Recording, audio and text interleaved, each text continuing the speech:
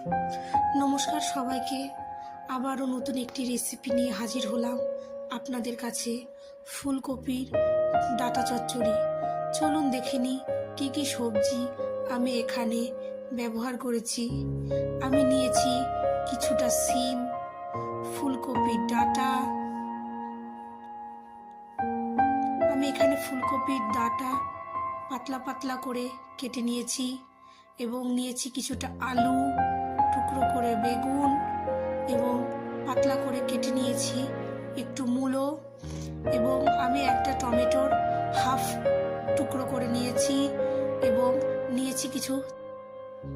কড়াইয়ে তেল গরম করে তাতে পাঁচফোড়ন দিয়ে কিছুটা পেঁয়াজ লাল লাল করে ভেজে নিয়েছি এবং তারপরে আলু, শিম, মূলো, ফুলকপির ডাঁটা দিয়ে 2 মিনিট মতো নাড়াচাড়া করে তারপর বেগুন, টমেটো কুচি এবং চেরা কাঁচা লঙ্কা দিয়ে দিচ্ছি।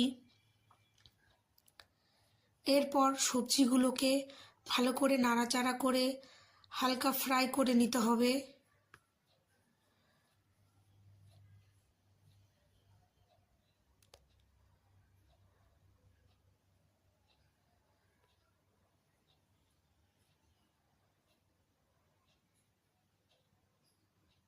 হালকা ফ্রাই হয়ে গেলে এবার পরিমাণ মতো নুন এবং পরিমাণ মতো হলুদ অ্যাড করতে হবে।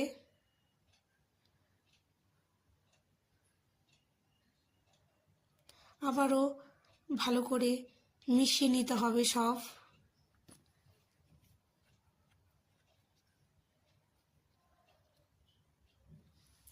আমি 2 কোয়া রসুন, অল্প একটু আদা এবং অল্প কিছু জিরে এবং 2টো শুকনো লঙ্কা পেস্ট করে নিয়েছি।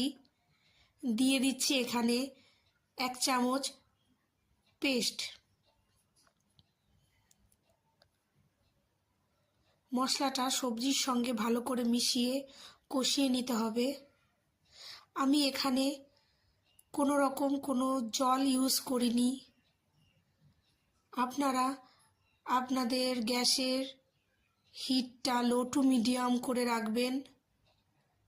দেখুন আমার সবজিগুলো 90% কুক হয়ে গেছে।